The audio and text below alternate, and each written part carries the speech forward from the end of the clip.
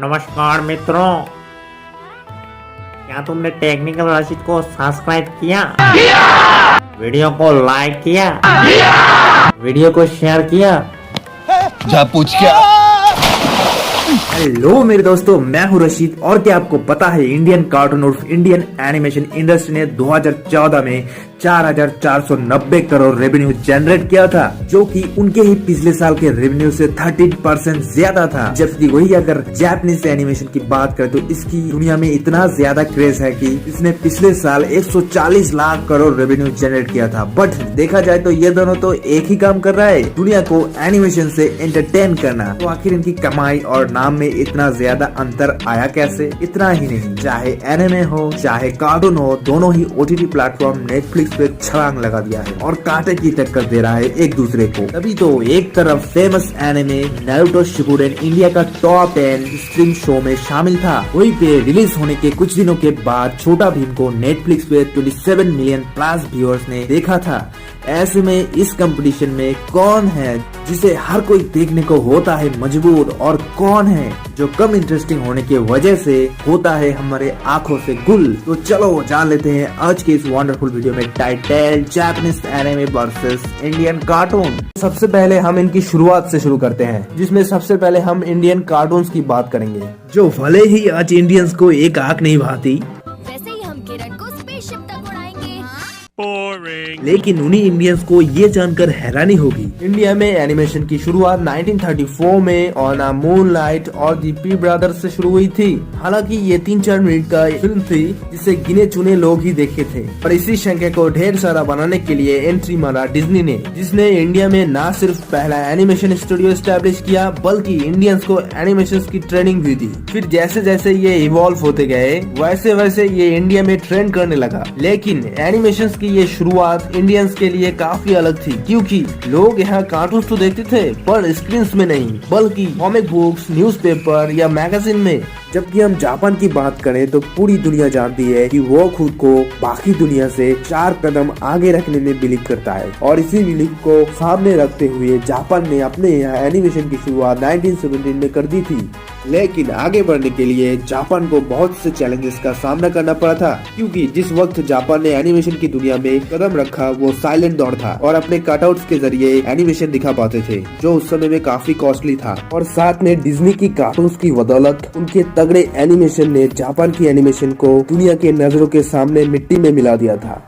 लेकिन जापान ने हार नहीं मानी, अपने आप को इम्प्रूव करता गया और कई सालों के मेहनत के बाद एक से एक धमाकेदार दमदार एनिमेशन को रिलीज किया। और भाई लोगों, अब तो दोनों ही देश ने शुरू कर दी एनिमेशन की दौर। और यहाँ पर एक सवाल उठता है कि इंडिया के एनिमेशन को कार्टून क्यों कहा जाता है और जापान के एनिमेशन को एनिमे क्यों कहा जाता है? अगर लॉजिकली देखा जाए तो दोस्तों दोनों चीज एक ही है। अगर हम इसे टेक्निकली देखें तो जो एनिमे है वो टीवी सीरीज से लेके एनिमेटेड शॉर्ट फिल्म और फीचर फिल्म सारे फॉर्मेट्स में आता है। वही कार्टून विजुअल आर्ट का एक 2D एनिमेशन है। हालांकि बदलते वक्त के साथ ये कार्टून काफी बदले हैं, इसीलिए ये भी एनिमेशन में ही आता है। मतलब दोनों चीज एक ही है, बस जापानी वाले इसे एनिमे बोलते हैं और इंडियंस वाले इसे कार्टून बोलते हैं। अब जब दोस्तों दोनों के बीच में अंतर पता चल गया है, अब जान लेते हैं इसकी ग्रोथ और पॉपुलैरिटी के बारे में। तो सबसे पहले एनिमे से शुरुआत करते हैं, जिसने 1980s में ना जाने कितने एक्सपेरिमेंट किए, जिसकी वजह से देखने को मिला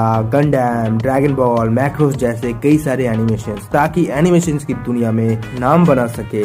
लेकिन उनका सिक्का पूरी तरह से तब चमका जब 1990s में पिक्चर में पोकेमॉन आया, जो अपने दमदार स्टोरी लाइन, दमदार एनिमेशन की वजह से दुनिया में फेमस होने लगा। वही अगर इंडियन एनिमेशन की बात करें तो इसके ऊपर सबसे बड़ा योगदान दिया है एनिमेटर राम मोहन जी ने, जिन्होंने पहली बार दूरदर्शन पे एक अनेक और एकता 1974 में, गायब आया 1986 में लॉन्च किया था। उसी तरह से इंडिया में एनिमेशन बढ़ने लगा और हर जगह एनिमेशन यूज होने लगे। पर आज दोनों इंडस्ट्रीज का वक्त बदल गया है। एक तरफ एनिमे जो दिन दोगुनी रात चौगुनी तरक्की पे तरक्की कर रहा है, और दूसरी तरफ इंडियन कार्टून जो आज के बच्चों ने भी देखना कम कर दिया। और इसीलिए तो जिस कार्टून नेटवर्क पे हमने कार्टून देख देख कर बचपन गुजारा है, उसका नाम आज TRP रेटिंग में टॉप 5 में भी नहीं आता है। वही अगर highest TRP rating show in India की बात करें तो वो डोरेमोन है, जो एक जापानीज एनिमे है, जिसने 2005 में इंडिया में दस्तक दी थी। और इसके आते ही इंडिया के बच्चों ने तो कार्टून्स को बाय बाय बोल के एनिमे की तरफ टीवी के रिमोट को मोड़ दिया था। और ये टीवी का रिमोट एनिमे की तरफ मोड़ने का कारण ये सब था। Number 1, subject and story line, जहाँ इंडियन कार्टून्स जैसे छोटा भीम, मोटू पतलू, इन सभी कार्टून्स को अगर आपने देखा है तो आपने देखा होगा इनकी सब्जेक्ट काफी मिलता जुलता है। एग्जाम्पल जैसे बुराई पे अच्छाई का जीत, वही एनिमे में हर टाइप की स्टोरी लाइन देखने को मिल जाती है। जैसे कुछ एडवेंचरर स्टोरी, पायरेट कहानी पे, कुछ इनोवेटिव। अब क्योंकि इंडियन कार्टून्स की स्टोरी लाइन अक्सर सेम होती है, इसीलिए वो लिमिटेड टाइम में खत्म हो जाती है, जबकि एनिमे में मॉडल्स को समझाने के लिए बाकायदा प्लॉट बनाया जाता है, जिस वजह से उनकी सीरीज निकलती है। एग्जाम्पल के लिए ड्रैगन बॉल जेड को ले लो। Number 2, relativity. जाहिर है कोई शो में अगर स्टोरी लाइन ही नहीं है और वो एक ही ज्ञान को तोड़ मरोड़ के दे रहा है तो उससे ऑडियंस का कनेक्ट कर पाना मुश्किल है। इसी पॉइंट को अच्छे से जानने के लिए तेनालीरामा, अकबर एंड बीरबल, विक्रम एंड बेताल को ही लीजिए। ये सब नाम से तो अलग अलग थे, इनके कैरेक्टर भी अलग थे, पर सबने एंड में जाके एक ही चीज सिखाई, जिस वजह से ऐसे फिक्शनल कैरेक्टर से ऑडियंस का कनेक्ट कर पाना मुश्किल था। पर एनिमे की हर सीरीज में उनके कैरेक्टर की जिंदगी को जितना हो सके उतना ऑडियंस के सामने रिलेटेबल बनाते हुए उसमें वायलेंस, सस्पेंस और थ्रिल्स का तड़का लगाया जाता है। इससे ऑडियंस को लगता है वो खुद ही इन कैरेक्टर को जी रहे हैं। Number 3, animation style. आपने जरूर नोटिस किया होगा इंडियन कार्टून कैरेक्टर्स देखने में ऑलमोस्ट सेम होता है, और कार्टून्स को छोड़ो यहाँ की एनिमेटेड सीरीज में भी कैरेक्टर्स एक दूसरे से मिलते जुलते हैं, बस उनके फेस फीचर्स को थोड़ा अलग कर दिया जाता है। जबकि दूसरी तरफ एनिमे में मार्केट में इस कंपटीशन को देखकर एनिमे इनोवेशन करता रहता है। Number 4, teaching. ये बात भी सही है, एनिमे में खासकर बच्चों को कुछ भी सीखने को नहीं मिलता, क्योंकि उनका मेन फोकस एंटरटेनमेंट होती है, जो अपने रिलेटिविटी के साथ ऑडियंस को दे देते हैं। अगर उनमें कोई टीचिंग होती है तो मोस्टली इनडायरेक्टली होती है, जैसे कि इन द शो नारुतो अपने गांव का लीडर बनना होता है और मुश्किलों को पार करते हुए वो एंड में लीडर बन जाता है। इस सीरीज में सबको अपने ड्रीम्स को फॉलो करने की सीख मिली थी। ऐसे ही सीख इंडियन कार्टून्स में भी मिलता है, जो या तो हमारे हिस्ट्री से इंस्पायर होती है, या तो हमारे एंशिएंट कल्चर से, या फिर कोई फिक्शनल कैरेक्टर से।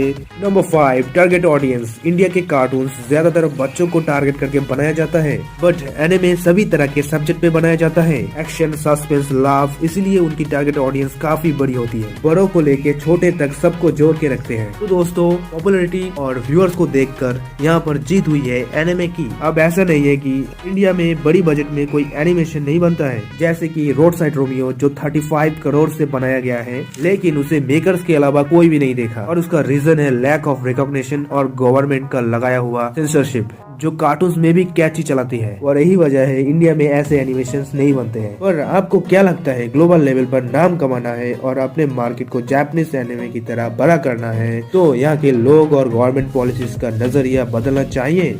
अपना जवाब कमेंट में जरूर बताना। अगर वीडियो को अच्छा लगा एक लाइक तो कर देना। चैनल पे नए हो तो जुड़ जाओ हमारे फैमिली के साथ। तो मिलते हैं ऐसे ही मजेदार इंटरेस्टिंग वीडियो के साथ, तब तक के लिए टाटा मेरे दोस्त।